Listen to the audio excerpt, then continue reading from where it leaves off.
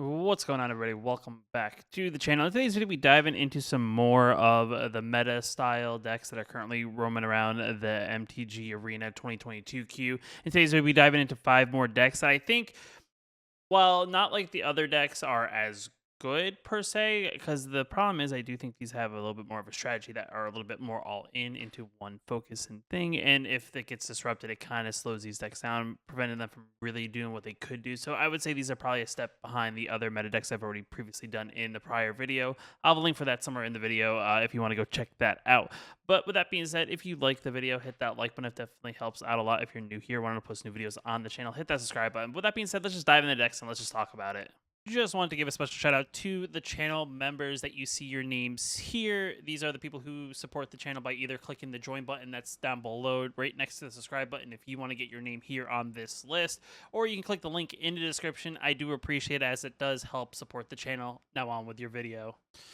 So the first thing and foremost thing I would say about these decks that I do think is one thing that will stand out compared to the other decks that I prior already went over is that these decks are a little bit more like a tribal style deck. They're building around some sort of mechanic of some sorts. And that's kind of why I do think like if they are interrupted and things kind of like mess things up, the decks don't play as consistent, which is why I do think they're a step behind. But overall, the decks, when they work very well and they can overall mirror opponent. And in the first deck up, we do have Azorius Party. Now, this is actually a very interesting deck here, is I do think the party mechanics is pretty good right now. And there are other combinations of colors you could play together, but from what I practiced and played, I like the Azorius combo better out of all of them. I will have a link down in the description below if you want to take a look. MTG Zone, I think, does a pretty decent article of explaining the various different colors of party that you could kind of craft and build currently in Arena. If you want to check it out, if you're looking for maybe a different color combination of cards you want to play in the party mechanic, but with different colors and whatnot. But I went with the Azorius party deck, and what we're trying to do around here is we're just trying to build up our party. We're playing one of each kind of creature type, whether it be warrior, cleric, angel, or warrior, cleric, wizard, and crap. I always forget what the third one is. I feel like it's obvious, but then warrior, cleric, wizard, and rogue. There we go, rogue. So the idea here is we're trying to play a little bit of everything. We're pretty low curve because a lot of the cards that we do play have in our things, they get synergies for us having multiple kinds of creatures in our party overall as a whole. So what we're trying to do is we're trying to play like creature of every type and eventually make some of our spells that are kind of expensive currently cost cheaper as the game goes on. Another card we are playing in the deck that's actually pretty cool is the monk class. It is an interesting class that kind of works well with party and more aggressive style decks because it's benefiting us whenever we play the second spell. The second spell that we cast costs 1 less to cast, so it essentially makes our second spell every turn cost 1 less mana. And the mana reduction could help us play something else. And you can level it up to bounce something back to bounce back a non-land permanent in its owner's hand. And for the third level, you can also at the beginning of your upkeep exile top cards of your library for as long as it remains exiled. You may cast this card from exile as long as you've cast another spell this turn. So just another card that kind of builds up sort of ramp kind of thing. And I do think the one cool thing about this is that the card doesn't go away. That's in exile. So it's one of those things whenever you cast something, you can actually cast it as well. From your exile zone in case you do need to get it. But other than that, the deck is pretty straightforward in what we're trying to do. In the low end, we do have Archpriest of Iona. It's a 1 mana star 2. Its power is equal to the number of creatures on our party, so essentially it comes out on turn 1. It's a 1/2 and slowly builds up as you play other creatures of other types, and has the ability that when at the beginning of our combat of our turn, you may have full party. Target creature gets +1/+1 and gains flying. So the benefit is it does give something flying and additional strength as your party does build up and hopefully gets to a full party. Then we have Usher of the Fallen. The reason why this is pretty good in this deck is because one, it's a 1 mana 2/1, which is already pretty strong. And the other thing too is we can tap 2 mana and create more human warrior creature tokens.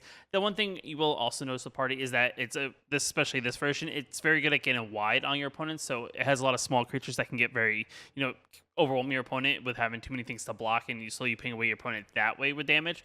And us having a way to ramp out creatures is definitely very good. Then we have in the 2-drop slot, we do have Luminarch Aspirant, which I do think is a great card, especially if you're playing any sort of aggro deck that plays white. This is a great card because it is going to boost up all your other creatures and or itself, and makes it definitely a creature your opponent's going to have to deal with, instead of maybe dealing with the creature that you're actually putting the +1/+1 counters on. So it's definitely a great card nonetheless. Then you also got the Nimble Trap Finder. It's another interesting card here, and just it can't be blocked if you had another cleric, rogue, warrior, wizard enter the battlefield under your control this turn. So anytime you play a creature other, of any of those class types, it's going to get unblockable, which is definitely very awesome. So you can get in for some free points of damage early on in the game, especially if your opponent does play a creature that is much larger than it. And at the beginning of your combat, we have a full party creatures you control. Given whenever this creature deals combat damage to a player, draw a card. So it has kind of like that Toski effect that whenever one of our creatures in our party deal damage to an opponent, we're going to draw some cards, which hopefully help us keep on going and play very tempo oriented when it comes to actually overwhelming our opponent. Kind of already went over the Monk class, but it's a very solid class card that kind of sits well with the party style deck we are playing. It synergizes very well with us making spells cost less to cast when they're our second cast.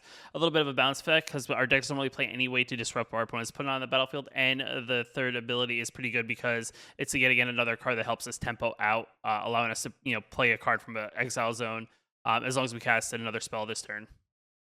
Then we have Limvala at the 3-drop slot. It's a 3/3 flyer, and at the end of our combat during our turn, if we have a full party, choose target non-land permanent opponent controls until your next turn. It can't attack, block, and its activated abilities can't be activated. And then the other ability too is you can sacrifice Limvala. You can choose Hexproof or Indestructible, and creatures we control gain that ability until end of turn. So if your opponent's playing some sort of like control style deck, and you feel like they're going to drop a board wipe on you, you can always sacrifice to give everything indestructible. If you feel like your opponent's going to try to do some sort of big spell but target directly one creature you control, you can always sacrifice Limvala and give everything Hexproof so your opponents can't target any of your creatures, which is definitely very good. And it being a 3/3 flyer is also very good. And combining that with like something like Luminarch Aspirant and putting some counters on here, definitely gets some over the top damage, especially if the ground game is all gunked up.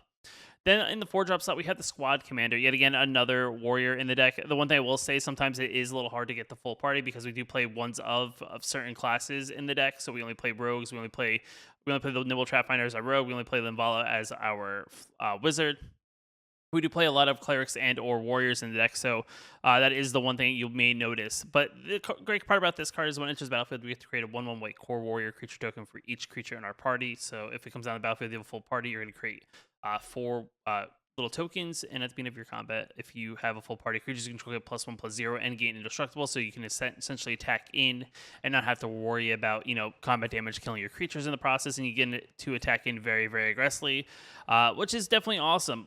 It's a great card. It's definitely a very tempo kind of finish off the game kind of card. If we get the full party, it's even better, but nonetheless, it's just a very great tempo, very good board tempo card, especially if our board gets wiped in some sort of way. You can play it after you play another creature, and then all of a sudden you have another full board yet again your opponent has to deal with. And then in the top end of the deck, we have Journey to Oblivion, which is kind of like Oblivion Ring, but in party form. It's a 5-mana enchantment. This spell costs 1 less for each creature in our party. That's part of our party. And then when it enters the battlefield, exile target non-land permanent until it leaves the battlefield. So it can exile maybe a pesky thing that's in your way, and it gets cheaper the more creatures you have in your party that make it cost 1 less. The Tazari Beacon of Unity. It's a 5-mana 4/6. It costs 1 less for each creature in your party. You can tap 2 colorless and a blue, 2 colorless and a black, 2 colorless and a red, and 2 colorless and a green. And look at the top 6 cards of your library. You can reveal up to 2 cleric, rogue, warrior, wizards, or ally cards among them. Put the rest in your hand and the rest in the bottom of your library in any order. So essentially, the ability that this card has, it can help us, find the creatures in our party that we're going to need in order to, refill up our board, or just overwhelm your opponent with just having way too many creatures for them to really deal with.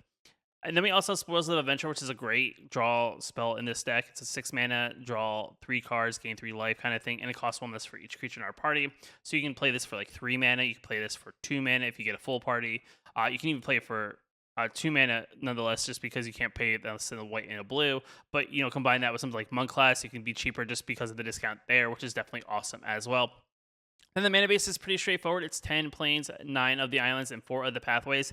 You could also, I've seen a version kind of on the MTG Arena Zone that actually plays all the pathways, so you can actually get the color mana that you need in order to play this for its cheaper end. And that's something you can do, but if you're looking for something that, base mana, I do think this mana base works, but if you want to play this ability at the cheap, you can definitely add in some of those pathways to make it much more manageable. And I would leave like I said, I'll leave a link for this party article that has all these various different party combination colors if you want to take a look at maybe a different combination of party down below in the description.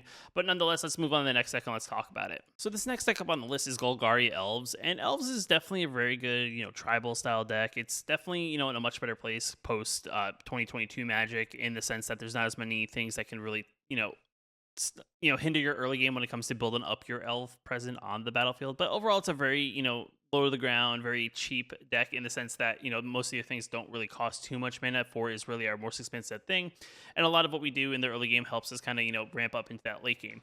So if in the one drop slot, we do have Jaspira Sentinel, which is a great card. I think in any decks that play green and looking for that little bit of additional ramp, it makes any of your creatures that may have summoning sickness come in the battlefield, combined with the ability that it does have, you can tap it on tap creature control. So you tap a summon sickness creature plus this creature, you add 1 mana of any color, so a little bit of that ramp. Plus it has reach, so it makes for decent blockers in the later game, especially if your opponent starts playing some flyers that you really need to block. Then you have Tajaru Blightblade. It's a 1 mana 1/1 death touch. It's nothing super impressive, but the death touch is great because your opponent's not going to want to, have their bigger creature die to a 1/1. So you get in for either 3 points of damage, or you can leave it back as a blocker, and your opponent's not going to want to take that, block swing into it if they can't have any way of, first striking it or, removing it from the combat before they actually do attack in. Then in the 2-drop slot, we have Skimfar Avenger, 2 mana 3/1. Whenever an untoken elf or berserker you control dies, you draw a card, you lose a life. So, once you start getting a little bit wider on our opponent, we can, doing some chump blocks, get some draws out of it. If your opponent really catches on, they may not actually attack in as aggressively because every time one of our elves die, we get to draw a card. Though we do lose a life, but especially if we can build up a very heavy board, very wide board very early, us losing that 1 life is not going to be the biggest deals as long as we can keep up threats against our opponent to prevent them from really getting in through any damage. And again, the draw effect out of it is definitely very good. Then with the Elvish War Master, which is kind of like the big focal point of the deck that we're kind of building around. It's a 2 mana 2/2. Whenever one or more elves you control enter the battlefield, then you control, you get to create a 1/1 green elf warrior creature token. And this ability only triggers once each turn, so you can only do it like, the first elf you play. And then maybe, depending on what the situation is, if you don't have another elf to follow up on the following turn, maybe hold back, playing your second elf on a turn. But, overall, it's a very good card that helps us get wide with our elves nonetheless. And for 7 mana, we can actually give all our elves +2/+2 and death touch on a turn, which just allows us, as the game goes on and we start getting to that mana base, to actually attack in very aggressively with all our elves, and makes our opponent really have to consider, well, do I really want to block these little elves, or am I going to die regardless? So it's one of those things that you either got to, lose some blockers or, lose the game nonetheless. Name is Sculptor of the Winter. We are playing Snow Mana, so Sculptor is definitely very good here. It's a 2 mana 2/2 and has the ramp ability of untapping and target Snowland, so you can tap a Snowland, float whatever color mana the Snowland produces, untap it, and then tap it again to kind of get that additional second mana without really having that additional land out on the battlefield. Then we have the Realm Walker, which is a great card. It's a changeling. It's a 2/3. As it enters the battlefield, we choose a creature type. You may look at the top card of your library at any time, and you may cast creatures of the chosen type from the top of your library. So it is a changeling, so therefore it counts as any creature that exists in the game. And we can name Elf, which allows us now to play elves off the top of our library, which, even though we're not drawing them, it kind of gives us a little bit more tempo because now we're just playing elves at the top, and it kind of combines very well with all our other elves. They have Herald, King of Skimfar. It's a 3 mana 3/2 with Menace. Enters the battlefield, we look at the top 5 cards of our library. We may reveal an elf, warrior, or Tyvar card among them, put it into our hand, and put the rest on the bottom of our library in any order. So it's kind of like a 2-for-1. In a way, we play an elf. We get this ability. We get to replace it in our hand with a new elf, possibly, or warrior. We're playing elves. We're more than likely going to replace it with an elf, or maybe one of the Tyvar cards. We actually aren't playing Tyvar as a Planeswalker, which is definitely very surprising. And it's kind of like one of those things I feel like people have been moving away from, because I don't think the goal here of elves is to be more of the rampy style deck. I think it's more to be the aggressor in the matchup. So what you want to do is really just be more aggressive, and that's just having more elves to pump out in overall opponent and just getting wide, I think, is the big key. So this is definitely a card that helps us kind of get there. Then in the 4-drop slot, this is kind of where it gets interesting. There's a couple cards you can kind of see being the win condition for us. The first one being up is Skimfar Shadow Sage. It's a 4 mana 2/5, and when it enters battle, we get to choose one. Each opponent loses X life, where X is the greatest number of creatures of a chosen type have in common. So if we choose elves, our opponent can lose X amount of life equal to the amount of elves we have. And even by turn 4, we could have, 5, 6, 7 elves on the battlefield, so they can lose 7 life. If we're in a situation where we need the life, we can actually gain that life based on the number of elves in play. So it's definitely a very good card that helps us, either gain some life that was lost and or just deal a big chunk of damage to our opponent without even having to attack. Then the next card up is kind of a card I feel like a lot of people overlooked, especially for elves. It's a 4 mana 3/3. Other elves you control get +1/+1, so it's kind of like an elf lord, and we can tap it for 3 green mana, which, we are splashing black, which is not great for a lot of things, but it can play most of the cards in our deck, minus the stuff that needs that 1 additional black mana for it. But other than that, it's a very good, very big, pumpy kind of card 3 toughness is definitely very good, so it can't just get like shocked or something like that. So it helps us out in that sense. And overall, it's not a legendary creature, so we can have multiples of these out and just give all our elves additional +1/+1, which is also very good. And then, of course, we have Herald Unite the Elves, which is like I feel like the key card that helps elves be what elves is. The first stage is mill 3 cards. We put an elf or Tyvar card from our graveyard onto the battlefield, so we get any of our elves back from the graveyard for 4 mana as kind of like a reanimate kind of ability. The second chapter is put a +1/+1 counter on each elf we control, so just makes our elves that much more beefier. And then the third chapter is whenever an elf we control attacks, target creature an opponent control gets -1/-1 to end a turn. So essentially, if our very wide board, we attack in on that third chapter, we're just going to slowly, burn away their creatures, even if they're in the way, and put them into a place that either a lot of creatures are going to die on their side of the board, a lot of creatures are just going to become weak, and we just swing through over the top among those creatures. But nonetheless, that's really the deck. The mana base, yet again, is pretty straightforward. We're playing 6 snow-covered swamps, 10 snow-covered forests, 4 of the pathways of the green and black, and 4 of the green-black snarls.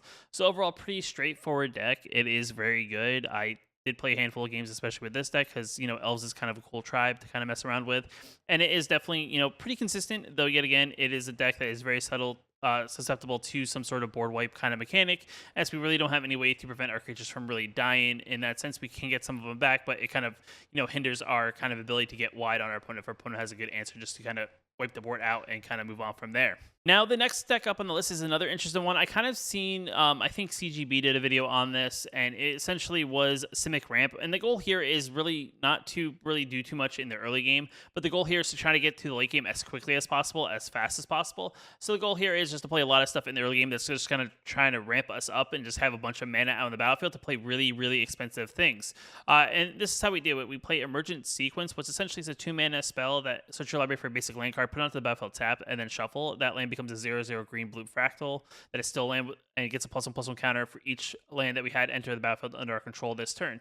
So what it does is on turn 2, if you do play it, you play your land, you then play this. You're now going to get to go into your library, get a swamp or a forest, put it on the battlefield, and now it's going to become a 2/2 creature that is on the battlefield tap, but essentially you now ramped a little bit, which is definitely very good, and now you have a blocker and or possibly that additional mana in case you do need it. Then we also have Lotus Cobra. It's a 2-mana 2/1 with the landfall ability. Whenever a land enters the battlefield under our control, we get to add 1 mana of any color. Combine that with some of our ramp spells, we can get that additional mana for those lands, even though they come in the battlefield tapped. We actually get the mana triggers from them because they enter the battlefield, triggering the landfall, getting that additional mana to possibly even then follow up with another spell after that. Then you have Tangled Florahedron. It's a 2-mana 1/1 with the ability that we can tap it for mana, or in case we need the green mana, we can always put on the battlefield on the flip side as a tapped green mana source onto the battlefield, which is definitely very good. So either or, depending on the situation. Maybe if you have turn 1 but don't have green, you play this on the battlefield tapped, and then turn 2 you can do your ramp stuff. Or if you have the mana, you just want to get a little bit wider on the board, you can always play it as a 1/1 blocker or possibly a 1/1 tap mana ramp source.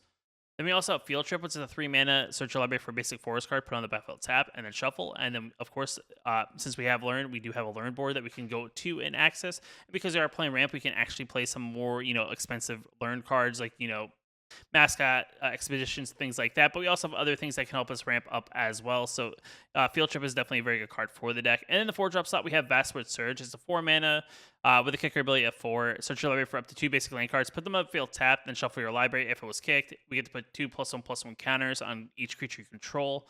So if we do in the late game want to just kind of make our creatures a little bit more beefier, we can, pay for the more expensive cost. But essentially, it's a 4-mana, put 2 ramp spell, on the battlefield kind of thing. Nothing too crazy. Very, very basic. Just, 4 mana, get 2 land cards on the battlefield.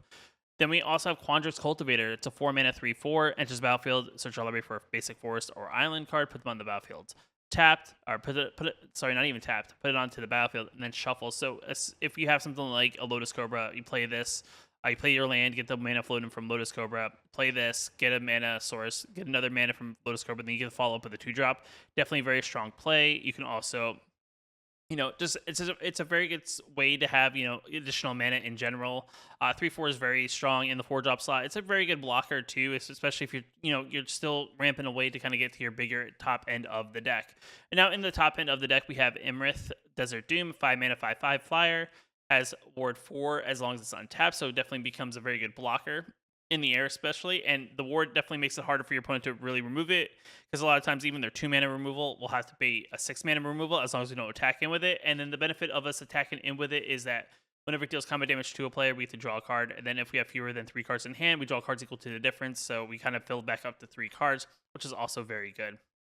Then in the top end of the rest of the 6-7 drops of the deck, we have Alrund's Epiphany, which is a card that essentially for 7 mana you get to take an additional turn, as well you get 2 bird tokens, and we can foretell it for 2 mana, and then also play for 1 mana cheaper for 6 mana, which is definitely also something you probably want to do with this deck, just because taking extra turns is going to allow you to play more things again for more damage, kind of just overwhelm your opponent, because once you kind of get to the top end, the deck kind of pops off, especially every time you draw a big spell. It's going to allow you to do a lot of big things. Then another card that's actually very interesting in the deck is Cyclone Summoner. It's a 7 mana 7/7, enters battlefield. We cast it from our hand, return all permanents to their owner's hands except for giants, wizards, and lands. So it's definitely a crazy card against a lot of the more aggressive matchups. It will just kind of throw them everything back into their hand, and then the following turn, if their hand is kind of full and they can't play everything, they'll have to discard down to 7 cards, which is very good. And kind of just stops their momentum and kind of allows you to get this giant 7/7 that now they have to deal with, or it's going to hit them for 7 over and over again. You have Seek Restoration, which is kind of one of those sources that acts as a mana source, as well as a source that allows us to draw cards equal to the number of cards in our hand, +1, and we may have no maximum hand size the rest of the game. So if we do, kick our hand back with Cyclone Summoner, we don't have to worry about, discarding after the point of playing Seagate Restoration. Then we also have Tin Timber Symbiosis as a mana source, and as well as look top 7 cards in our library. Maybe put a creature card among them into the battlefield. That card has converted mana value 3 or less. Enter the battlefield with 3 additional +1/+1 counters on it. Put the rest in the bottom of our library in any random order. So that ability is not the greatest ability per se, but it allows us to kind of look at top 7 as our library, and we get to take a creature from among them, put it onto the battlefield. And with us being a very heavy top end deck, if we hit like a Coma, or we hit a Cyclone Summoner or something like that, we definitely can overwhelm our opponent that way. And if we actually hit only like a Tingle Florahedron, at least it's a 4/4 instead of a 1/1, which is definitely pretty cool. But other than that, it's really more so trying to look for like a Coma or an Emrith or something like that for the most part.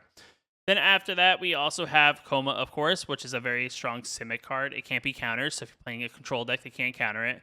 At the beginning of our upkeep, we get to create a 3/3 blue serpent creature token named Coma. Sacrifice another serpent, choose one, tap target permanent. Its activated abilities can't be targeted or activated this turn.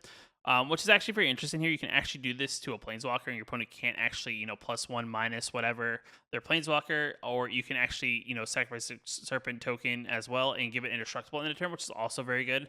So a little bit of, some interesting strategies with the deck. It's just, it's one of those things that it's at the beginning of each opponent, at the beginning of each upkeep, not just our upkeep, we're getting 3/3 Serpents. So if we're not really in a dire need to sacrifice any of them, we can just essentially get wide very, very quickly, as long as our opponent doesn't have any way to really deal with Coma. Then after that, the mana base is pretty straightforward. As a very ramp style deck, it may be a little bit heavier on lands, but it's definitely there for good reasons. We have 6 of the islands, 7 of the forests, 4 of the blue-green pathways, and 4 of the blue-green snarls, as well as technically the term Symbiosis and the Seagate Restoration also could be lands in the deck. But nonetheless, it's a very strong, Simic Ramp deck, especially once you get to this top end of the deck. Any card that we hit that's big can really, swing the game into our favor. And in the sideboard, we do have Environmental Sciences, Basic Conjuration, as a way to kind of dig a little bit for a particular creature. Pest Summon in case we need to gunk up the board in the early game. Elemental Summon in as a decent, mid-range kind of style deck if we're still not there yet to finish, get the bigger things onto the battlefield, but definitely a good way to gunk up the board as well. Introduction to get rid of one pesky non-land target permanent. Mascot Expedition, like I said, it's something to kind of get, once we get to that big mana, we can pick this up and then play it on our following turn and just get, very wide very quickly. And, if we have a ton of mana on the battlefield, why not have an X ability? And we have Fractal Summon, which is also very, very good. So nonetheless, this is definitely a deck that, the whole early point of the game is to kind of slow, ramp up as quickly as possible and then get into our big spells. Overall, very solid deck. Though I will say, you kind of sometimes have to throw some things in the way in the early game if you're really, really trying to get to that top end of the deck, especially when you play against the more aggressive decks. Now, the next deck up on the deck is kind of like, I feel like some people have been asking since I've kind of done the budget version of this deck, but this is essentially Boros Goblins, and really the reason why it's Boros is because we're playing 2 cards essentially from that are white. We're playing Rally the Ranks because we get to give creatures of a chosen type +1/+1. Essentially, with it being a Goblin deck, we give all goblins +1/+1, as well as Showdown of the Skulls, which the reason why this one's very good is because we get to exile top four cards of our library. So it's kind of like a little bit of a tempo card. So if we get to turn 4, we can, exile 4 cards, and allows us to kind of, tempo a little bit, especially for our hands getting thin, because goblins is one of those things where it can play a lot of goblins and your hand gets thin very, very quickly. And then the follow-up to this is on stages 2 and 3 is that whenever we cast a spell, put a +1/+1 counter on target creature we control, so we get to pump up our goblins as we play these cards that are in exile and whatever else is in our hand. So definitely a very strong card in that sense. But nonetheless, I mean, nothing really too much has changed to kind of add in those cards. You see Fireblade Charger here as a four copies of. It's a very strong card, especially in goblins. Being able to throw that 1 point of damage or possible higher points of damage depending on where you are in the game is definitely very good. You got Goblin Javelinier, which is also very good because of its ability that in the early game it gets to, prevents your opponent from really chumping anything and trade it in the process unless it's 2 toughness or higher, because if there was that 1 point damage off initially.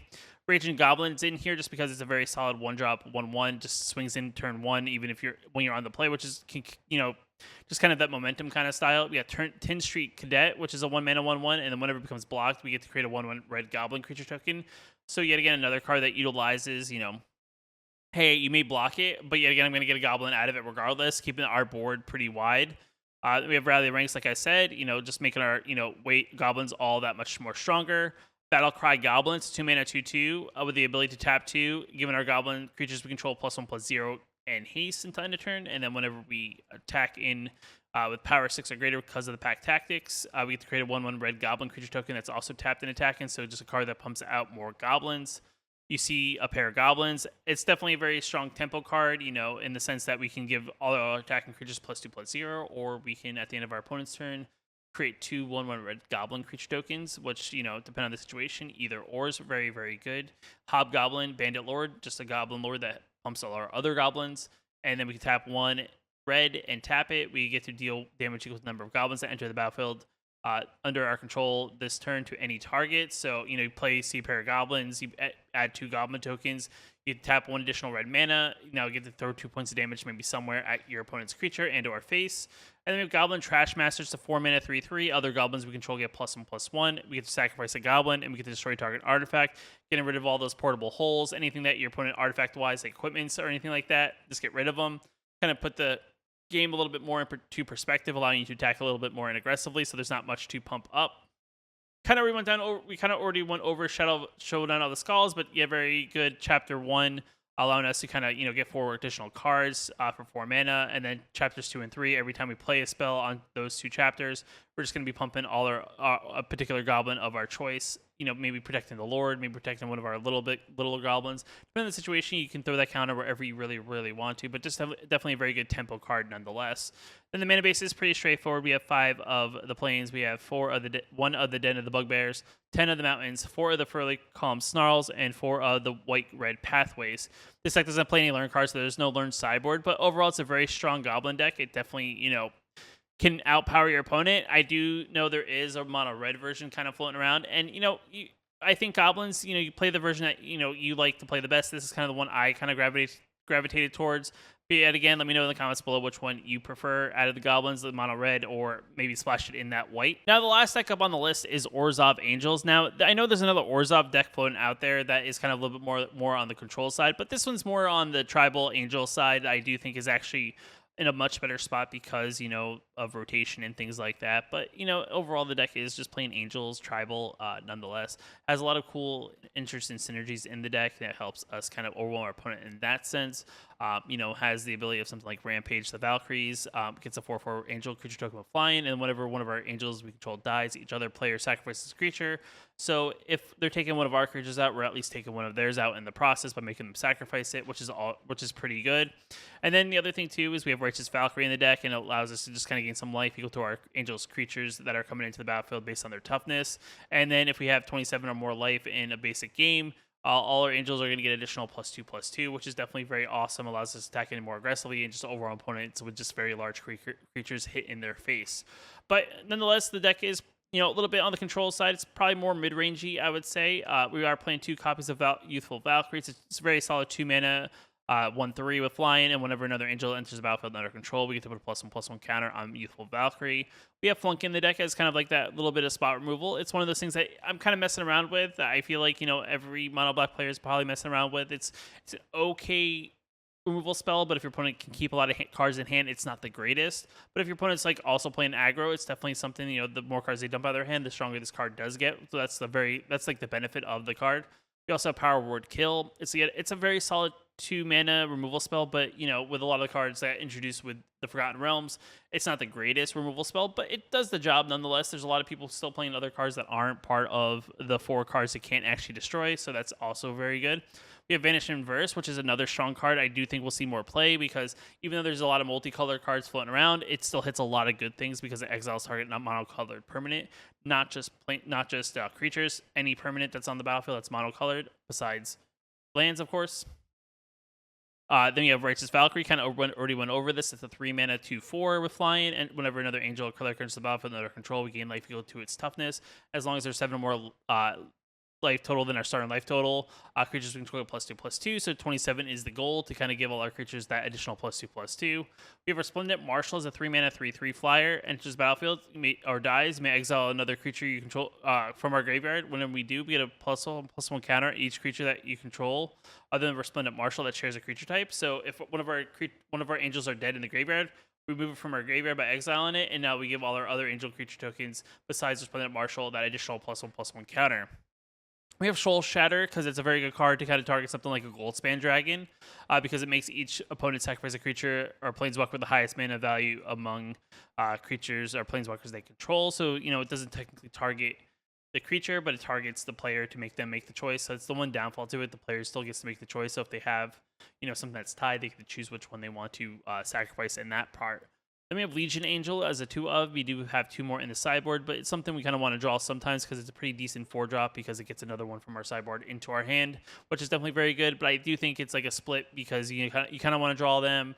But it's also good to have them in your sideboard, but you don't want to have only one and then not draw it all the time because sometimes you're looking for a Legion Angel just to kind of get into that momentum of kind of drawing one from the sideboard to kind of fill it back up after you play it. We have Starnheim Unleashed, which is a very solid card that we can foretell in the early game, and then we kind of start building stuff up. It's a very good card to kind of rebuild things if our opponent has some sort of a way to board out by playing it for its foretell cost, which allows us, pay X and essentially, create X angel tokens onto the battlefield to kind of, based on how much we pay for X. So if we pay X is 3, we do pay 7 mana. We have 3 angel creature tokens that are 4/4 flying vigilance. We have Furja's Retribution. It's a 4 mana saga that with chapter 1 we get to create a 1/1 white angel token creature with vigilance. Chapter 2, until end of turn, angels we control gain tap it. Target creature with power less than this creature's power we have to destroy. And then the third chapter, angels we control gain double strike until end of turn, so it allows all our angels just to hit that much harder at our opponent's face. And then in the 5-drop slot, we have Rampage of the Valkyries, a 5 mana enchantment. Whenever it enters battlefield, create a 4/4 white angel creature token with flying. And whenever an angel we control dies, each other player sacrifices a creature. So, yet again, a good card that gets around indestructible and things like that. Nonetheless, it's a 1-for-1. If our opponent kills one of our creatures, we get to take one of their creatures with it. And nonetheless, it's just a very strong card. Sometimes it makes our opponent just scoop just by playing it because they're like, we're all crap. They're playing more angels. I may not be able to keep up and or want to sacrifice my creatures to really get ahead. So it's a good card nonetheless. And the last card up in the deck is Amiri's Call. It's a 7 mana sorcery that we create 2 4/4 white angel creature tokens, and with flying and non-angel creatures we control gain indestructible on the turn. Unfortunately, we don't play any non-angels in deck, but just getting 2 tokens for 7 mana is very good, and as well as it can be a 3 mana. We can pay 3 life. We can make it a land source that comes to the battlefield untap as a white mana source, which is also pretty good. And then the mana base, yet again, it's a white-black deck, so we have 9 plains, 7 swamps, 4 of the white-black pathways, and 4 of the white-black snarls. And then we have 2 Legion Angels in the sideboard to make up the whole deck. Yet again, out of all the tribal decks, I think it's a toss-up between this, Goblins, and Elves. I mean, they're really all good in their own ways. This one's very more, I would say, like the mid-range you control, whereas the other two probably a little more on the aggressive side So, depending on what China's tribal deck you are playing, you could probably pick one of those. But guys, with that being said, if you like the video, hit that like button. It definitely helps out a lot. It puts a +1/+1 counter on the channel, which is also very good. If you're new here, want to post new videos on the channel, hit that subscribe button. With that being said, I'll see you in the next Magic the Gathering video.